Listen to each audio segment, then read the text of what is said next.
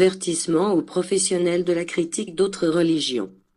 Jésus prédit les luttes entre doctrine, religion et Église. Lutte spirituelle préalable au royaume de paix du Christ sur la terre.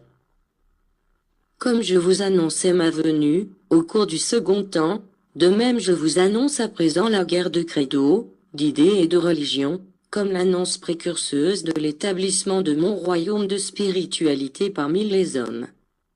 Ma parole, comme épée de feu, détruira le fanatisme qui a enveloppé les hommes pour des siècles, elle tirera le voile de leur ignorance, et montrera le chemin blanc, lumineux, qui mène à moi.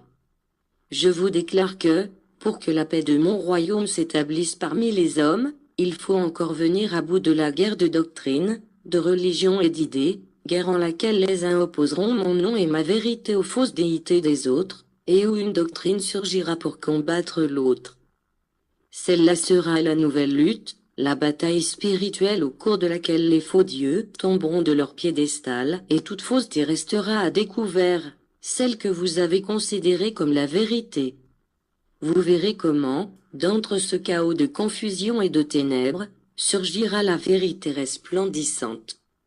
Le spiritualisme est en train de provoquer une bataille mondiale entre les idées, les croyances et les cultes.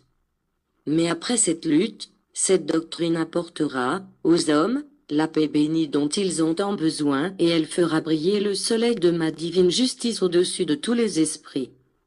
Je vous prépare et vous préviens du moment où surgira la confusion d'idées, afin que vous puissiez vous libérer de cette lutte intérieure de l'esprit et de la torture de la pensée.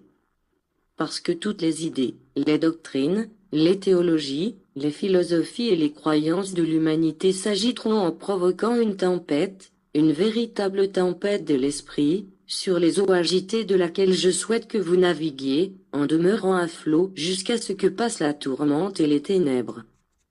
Pour sortir en avant de cette épreuve, je ne vous donne de meilleure formule que la prière et la pratique de ma parole, grâce auxquelles votre foi se sentira continuellement fortifiée.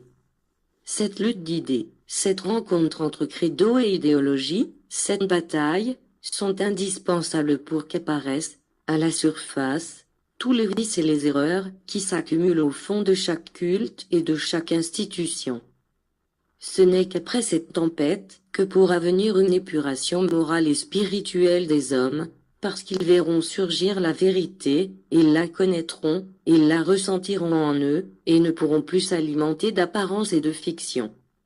De même que l'homme capte librement, et seulement pour lui, l'action nécessaire du soleil sur son corps, reconnaissant que dans sa lumière, dans sa chaleur et dans son influence, il y a la vie matérielle, il prendra la lumière de la vérité, lorsqu'il aura besoin de force et d'illumination, pour alimenter son esprit.